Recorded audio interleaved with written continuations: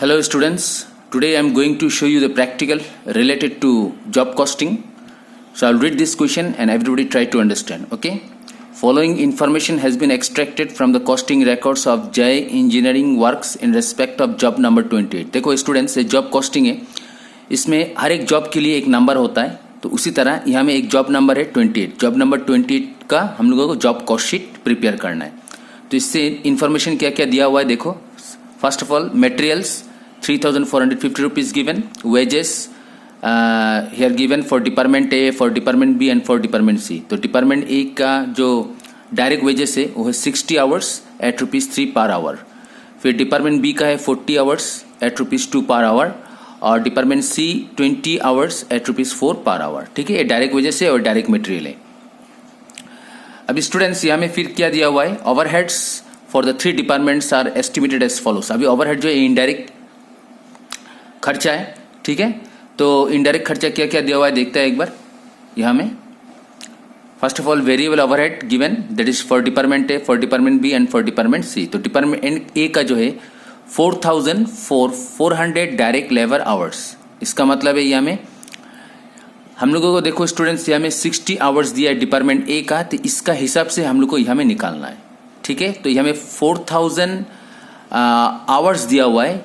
ठीक है, इसको हम लोग को 60 आवर्स में कन्वर्ट करना है. इसी तरह डिपार्टमेंट बी का भी 3,000 खर्चा हुआ और 1,500 आवर्स में. ठीक है, इसी तरह department C 1,000 rupees for 500 direct labour hours. Okay, then after that fixed overhead given estimated at ₹10,000 for 10,000 normal working hours. तो इतना आवर्स के लिए इतना खर्चा हुआ फिक्स्ड ओवरहेड. ठीक है, question asked here, you are required to calculate the cost of job number 28 and calculate the price to be charged so as to give a profit of 20% on selling price. तो जो profit होगा वो 20% profit होगा क्या चीज़ के ऊपर, selling price के ऊपर. But you have to convert into what, cost price. तो इसे किस तरह कैलकुलेट किया जाता है देखो students, try to understand. Okay, ये तो हो गया क्वेश्चन. अभी मैं सोल्यूशन आप लोगों को दिखा रहा हूँ किस तरह सॉल्व करना है. First of all see here, cost sheet job number 28 particulars rupees. जैसे पहले आप कॉस्ट शीट प्रिपेयर किए थे उसी तरह ही इसको भी प्रिपेयर करना है.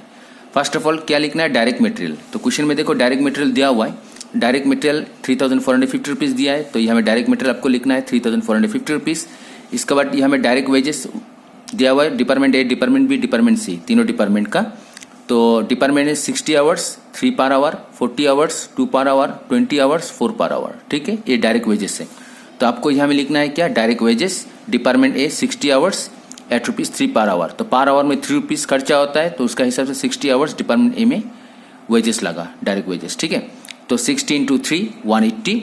Department B 40 hours eight ₹2 per hour, तो 40 × 2 80 rupees. Department C 20 hours at ₹4 per our, तो 20 और 4 का मल्टीप्लाई कर दो 80 रुपीज़. ये हो गया डायरेक्ट वेजेस. ये तीनों का प्लस कर दो, तो यहाँ में ऑर्डर कॉलम में आप लिख दो 340. ठीक है, अभी students, you know well that while you prepare cost sheet, if you want to find out prime cost, for this you have to add what, direct material, direct labor and direct wages. तो direct material को add कर दिया, direct wages को add कर दिया. Direct expenses question में नहीं है, तो डायरेक्ट मटेरियल डायरेक्ट वेजेस दोनों को प्लस करने के बाद ये हो जाएगा प्राइम कॉस्ट. तो 3450 340 दोनों को प्लस करने से 3790. Okay, next you have to add, क्या ऐड करना है आप लोगों को, ओवरहेड सेट करना है. ठीक है ना. तो इस क्वेश्चन में तो कोई factory overhead, administration overhead, selling ये सब दिया नहीं है डायरेक्टली, तो आप यहाँ में लिखोगे ऐड ओवरहेड. तो ओवरहेड दो तरह का दिया हुआ है, एक वेरिएबल और एक फिक्स्ड ओवरहेड. तो सबसे पहले आप यहाँ में लिखोगे वेरिएबल. तो वेरिएबल देखो स्टूडेंट्स क्वेश्चन में दिया हुआ है यहाँ में variable overhead department A, department B, department सी. ठीक है, तो सबसे पहले आपको क्या करना है, देखो यहाँ में डिपार्टमेंट ए का 60 आवर्स है, उसका हिसाब से ही वेरिएबल ओवरहेड लेना है हर डिपार्टमेंट के लिए. जैसा डिपार्टमेंट ए के लिए 60 आवर्स, डिपार्टमेंट बी के लिए 40 आवर्स, डिपार्टमेंट सी के लिए 20 आवर्स. ठीक है, तो यहाँ में देखो स्टूडेंट्स सबसे पहले क्या लिखोगे आप, ओवरहेड लिखोगे, वेरिएबल लिखोगे और उसके बाद यहाँ में लिखोगे डिपार्टमेंट ए. डिपार्टमेंट ए में एक्चुअली 60 आवर्स है, तो 60 आवर्स इंटू लिखने के बाद यहाँ में जो इन्फॉर्मेशन दिया है 4,000, तो 4,000 आवर्स के लिए इतना खर्चा हुआ है. ठीक है ना, तो 1 आवर में कितना खर्चा हुआ होगा आपको ये निकालना है. ठीक है, तो देखो यहाँ में 4,000 खर्चा हुआ और डिवाइडेड बाय 4,000 आवर्स, इससे आपको डिवाइड कर देना है. करने का बाद 60 से मल्टीप्लाई कर देना है। तो इस तरह 0 0 0 0 0 0 कैंसिल, 4 4 कैंसिल 1, तो 61 जा 60 rupees. Similarly for department B में देखो ये हमें कितना है 40 आवर्स। तो वेरिएबल ओवरहेड के लिए डिपार्टमेंट बी 3000 खर्चा हुआ है, टोटल खर्चा 1500 आवर्स के लिए। ठीक है, तो यह हमें क्या करना है, डिपार्टमेंट बी लिखना है 40 आवर्स इंटू 3000 आपका टोटल खर्चा हुआ है डिपार्टमेंट बी में कितना आवर्स, 1500 आवर्स में। ठीक है, तो इसको आपको क्या कर देना है, कैंसिल कर देना है। 15 2 जा 30, ठीक है, तो 40 इंटू 2 मल्टीप्लाई कर देना है 80 रुपीज़। सिमिलरली डिपार्टमेंट सी में देखो ये हमें कितना है 20 आवर्स है। ठीक है, तो इसका हिसाब से आपको ये हमें 1000 टोटल खर्चा हुआ है 500 आवर्स में। ठीक है, तो इसको भी आपको क्या करना है 20 आवर्स में वो करना है डिपार्टमेंट सी। तो 20 इंटू 1000 आपका खर्चा हुआ है और 500 आवर्स। ठीक है, डिवाइड कर देना है। तो इस तरह 0 0 0 0 कैंसिल, 5 2 जा 10, 22 जा 40। ओके, तीनों को ऐड करके ये हमें 180 लिख देना है। नेक्स्ट है फिक्स्ड ओवरहेड। अभी देखो स्टूडेंट्स, ये हमें फिक्स्ड ओवरहेड क्या दिया हुआ है, estimated at rupees 10,000 for 10,000 normal working hours. तो इतना आवर्स के लिए इतना खर्चा हुआ है, एस्टिमेटेड है, फिक्स्ड ओवरहेड है। तो क्या करना है आपको, सबसे पहले ये हमें फिक्स्ड ओवरहेड लिखना है और टोटल कितना आवर्स क्वेश्चन में दिया हुआ है ये हमें देखो 60 40 20। सो 60 40 20, 60 प्लस 40 100, 100 प्लस 20 120। तो आपको ये हमें 120 लिखना है इंटू लिखने के बाद आपको क्या करना है 10,000 divided by 10,000 normal working hours. तो आपको यहाँ में लिखना है। ठीक है, एक्चुअली ये हमें 1000 नहीं, ये हमें 10,000 होगा। ठीक है, 10,000। तो आप 10,000 कैंसिल कर दो तो 120 बचा है। ठीक है, तो इस तरह आप सब ऐड कर दो, 3790 180 120 प्लस करने से टोटल कॉस्ट निकल कर आ जाएगा। अब इसके बाद क्वेश्चन में पूछा है प्रॉफिट। ठीक है ना, तो प्रॉफिट जो है स्टूडेंट्स, क्वेश्चन में जो प्रॉफिट दिया हुआ है वो प्रॉफिट क्या दिया हुआ है, प्रॉफिट में दिया हुआ है 20% on selling price, but we don't know what is the selling price, क्योंकि हम लोग को सिर्फ कॉस्ट का वैल्यू मिला है, सेलिंग प्राइस का वैल्यू नहीं मिला है। ठीक है ना, उस केस में आपको कैसे कैलकुलेट करना है टोटल कॉस्ट को।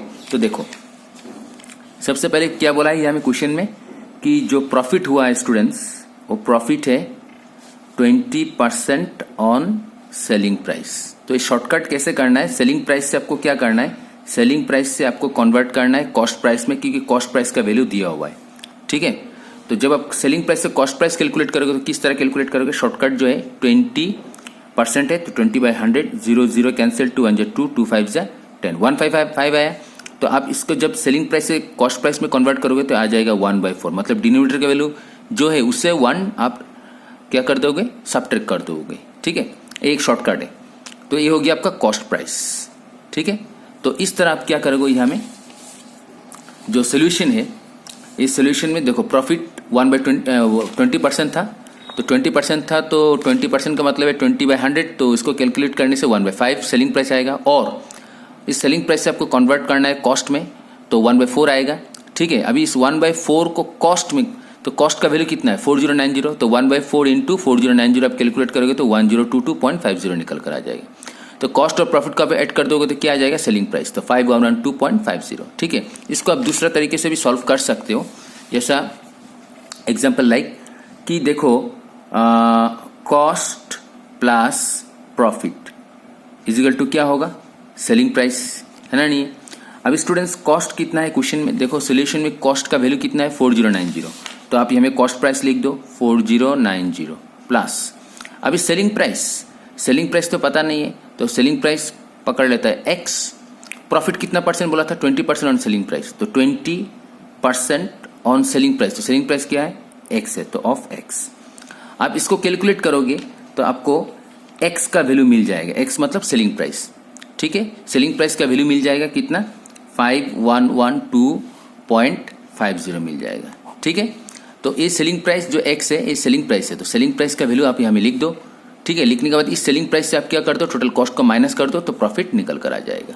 ओके, तो इस तरह आपको जॉब कॉस्ट शीट प्रिपेयर करना है। This is very simple question. Okay, तो one more question I will show you now, everybody try to understand. Okay, तो students this is the second question of job costing.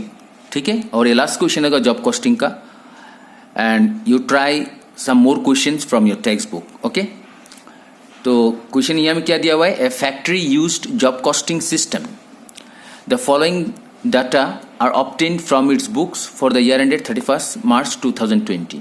ठीक है, तो यहाँ में कुछ डाटा दिया हुआ है 2020 का। ठीक है, क्या क्या दिया हुआ है, डायरेक्ट मटेरियल दिया हुआ है, डायरेक्ट वेजेस दिया हुआ है, सेलिंग एंड डिस्ट्रीब्यूशन ओवरहेड दिया हुआ है, एडमिनिस्ट्रेशन ओवरहेड दिया हुआ है, फैक्ट्री ओवरहेड दिया हुआ है, प्रॉफिट दिया हुआ है। ठीक है, ये लास्ट ईयर का आपका कॉस्ट शीट है, लास्ट ईयर का डाटा है। ठीक है, अभी आपको क्या प्रिपेयर करना है, हमें prepare job cost sheet indicating prime cost निकालना है, कॉस्ट ऑफ प्रोडक्शन निकालना है, कॉस्ट ऑफ सेल निकालना है और सेल्स निकालना है। ठीक है, कुछ इन्फॉर्मेशन दिया है हमें। इन 2020 to 2021 the factory receive A order for a job. तो अभी देखो ये जो इन्फॉर्मेशन दिया हुआ था ये कौन से ईयर का था, लास्ट ईयर का था। ठीक है, 31 मार्च 2020 का। अभी यहाँ में जो इन्फॉर्मेशन दिया है ये करंट ईयर का है। ठीक है, 2020 to 2021 का। तो यहाँ में क्या हुआ, फैक्ट्री को एक ऑर्डर मिला जॉब के लिए। ठीक है, क्या लिखा है यहाँ में, it is estimated that direct material requires will be 4,80,000। ठीक है, डायरेक्ट मटेरियल का वैल्यू दिया हुआ है, direct wages will cost ₹3 lakh, direct wages भी दिया हुआ है। Determine what should be the price of job if factory intend to earn the same rate of profit on sale. देखो क्वेश्चन यहाँ में क्या पूछा है कि what should be the price of job, job का कितना प्राइस होगा अगर फैक्ट्री अर्न करता है same rate of profit on sale. Same rate of profit का मतलब है लास्ट ईयर में जो प्रॉफिट हुआ था, यहाँ से लास्ट ईयर में जो प्रॉफिट हुआ था उसका परसेंटेज निकालना है। जो परसेंटेज लास्ट ईयर का प्रॉफिट था उसी परसेंटेज को करंट ईयर में यूज करना है। ठीक है, वो कैसे निकाला जाता है वो मैं दिखाऊंगा, डोंट वरी फॉर दैट। तो सेम रेट ऑफ प्रॉफिट का मतलब है previous year profit percentage you have to find out, but remember profit on sales given year, तो this profit on sales you have to convert into cost. ठीक है ना, selling and distribution overhead have gone up by 15%। और क्या हुआ, selling and distribution जो last year जो percentage था उससे 15% इंक्रीज हो गया। तो हमें क्या करना है, सेलिंग एंड डिस्ट्रीब्यूशन ओवरहेड का परसेंटेज सबसे पहले निकालना पड़ेगा। ठीक है, factory overhead recover percentage of wages paid. अभी देखो फैक्ट्री ओवरहेड जो है वो रिकवर होगा परसेंटेज ऑफ वेजेस, तो वेजेस का जो परसेंटेज होगा उसका ऊपर फैक्ट्री ओवरहेड कैलकुलेट होगा। वो किस तरह कैलकुलेट किया जाता है मैं दिखाऊंगा। Other overhead as percentage of cost of production, और जो दूसरा ओवरहेड रह गया तो फैक्ट्री ओवरहेड के बाद कौन सा ओवरहेड रह जाता है, सेलिंग एंड डिस्ट्रीब्यूशन ओवरहेड, और कौन सा और एक है ऑफिस एंड एडमिनिस्ट्रेशन ओवरहेड। ठीक है ना, तो ये दोनों का जो परसेंटेज है वो कॉस्ट ऑफ प्रोडक्शन का ऊपर होगा। तो based on cost data cost rate prevailing in the previous year, तो सारा चीज प्रीवियस ईयर से लेना है। तो इसको किस तरह कैलकुलेट करना है, सबसे पहले देखो ये जो इन्फॉर्मेशन यहाँ में दिया हुआ है इस बॉक्स का अंदर, ये लास्ट ईयर का इन्फॉर्मेशन है, ये लास्ट ईयर का कॉस्ट शीट है। इसको पहले आपको प्रिपेयर करना है कॉस्ट शीट। ठीक है, एक कॉस्ट शीट होगा आपका प्रीवियस ईयर का, इसी कॉस्ट शीट के हेल्प से हमें न्यू कॉस्ट शीट प्रिपेयर करना है, जॉब कॉस्ट शीट। कौन सा ईयर का, 2020 to 2021। ठीक है, तो किस तरह इसको सॉल्व किया जाता है, very simple and very easy, try to understand. सबसे पहले देखो स्टूडेंट्स, यहाँ में लिखा है job cost sheet as on 31 March 2020, ये लास्ट ईयर का कॉस्ट शीट है। किस तरह इसको सॉल्व किया जाता है, तो सबसे पहले आप यहाँ में लिखोगे पार्टिकुलर, फिर रुपीस। सबसे पहले यहाँ में डायरेक्ट मटेरियल का वैल्यू दिया हुआ है, आप यहाँ में लिख दो। फिर डायरेक्ट वेजेस या डायरेक्ट लेबर बोलो, ये जो अमाउंट दिया है 15 लाख, ये आप यहाँ में लिख दो। और इसके बाद डायरेक्ट एक्सपेंसेस क्वेश्चन में नहीं दिया हुआ है तो आप ये दोनों को प्लस कर दो, प्राइम कॉस्ट।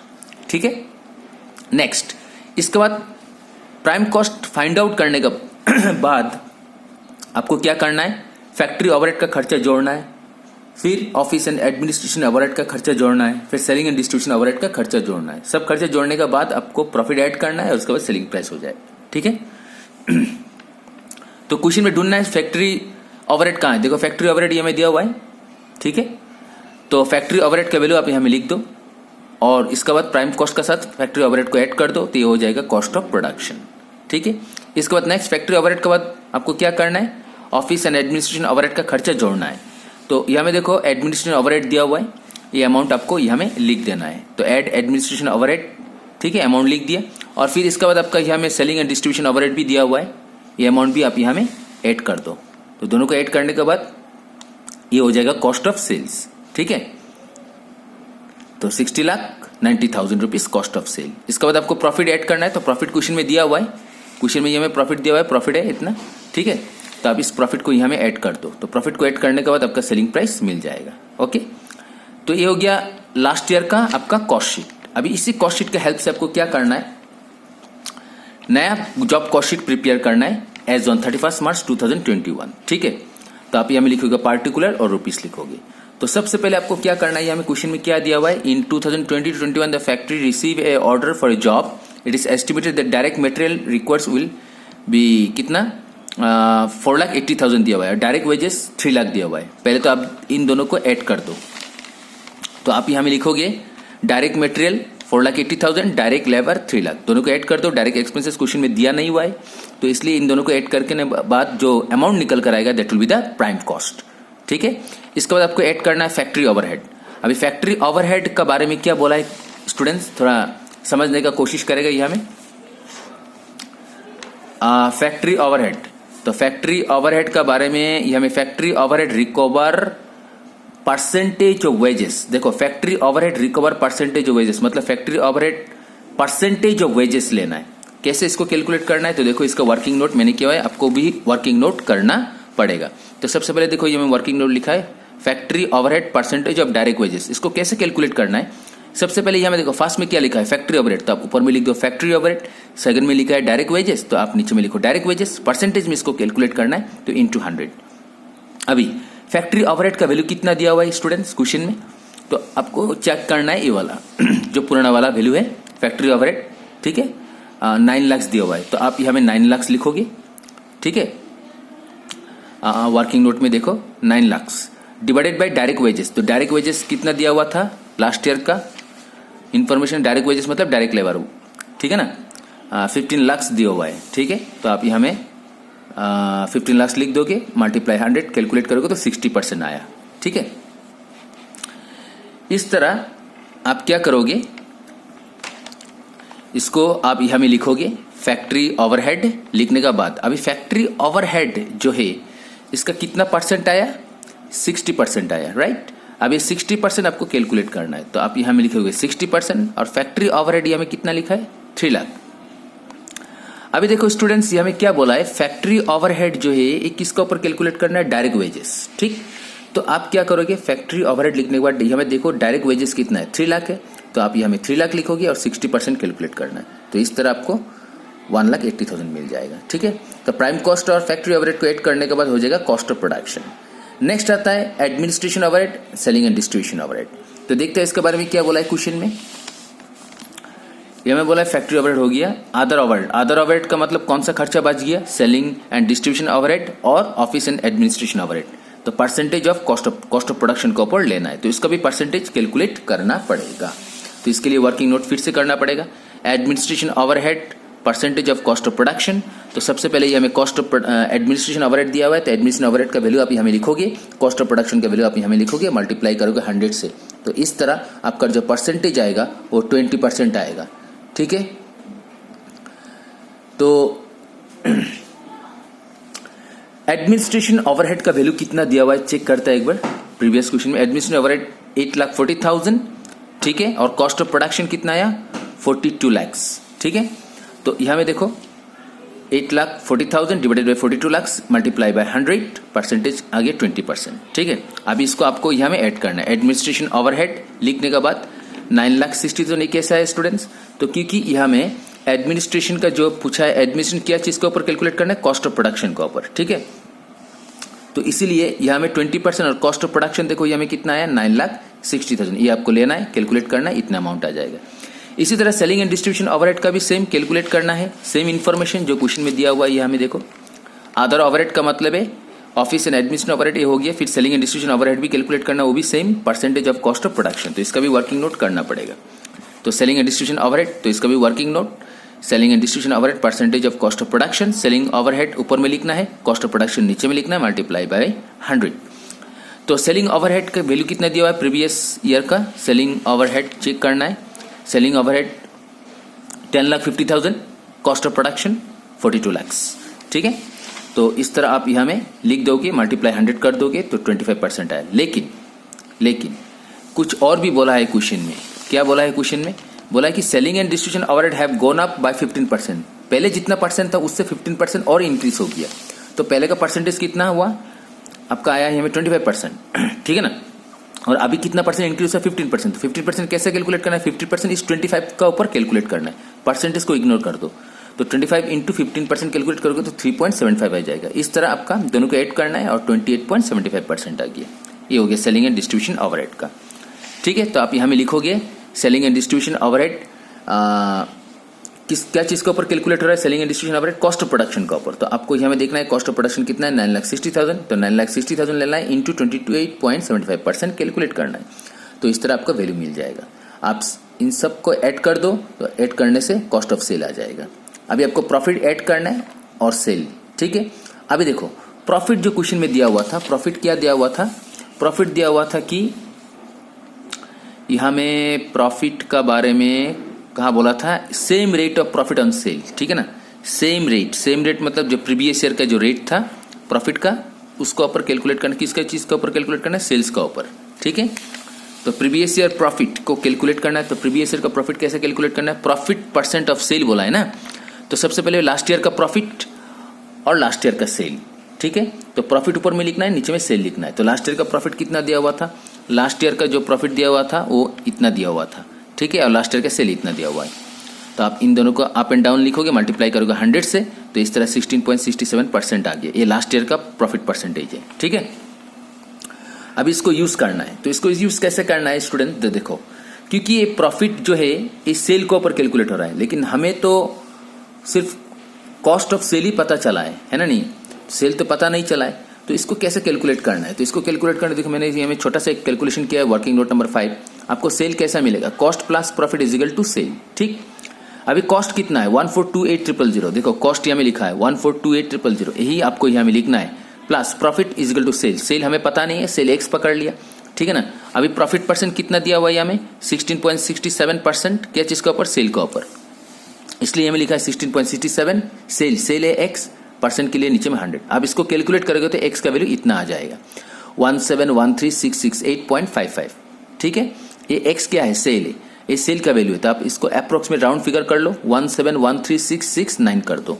तो यहाँ में देखो सेल का वैल्यू लिख लिया 1,713,669। ठीक है, सेल का वैल्यू मिल गया। अभी सेल से कॉस्ट ऑफ क्या करो, सेल को माइनस कर दो, तो प्रॉफिट का वैल्यू निकल कर आ गया 285669। तो इस तरह आपको कैलकुलेट करना है जॉब कॉस्ट शीट। ठीक है, I hope you understand. So thank you for today.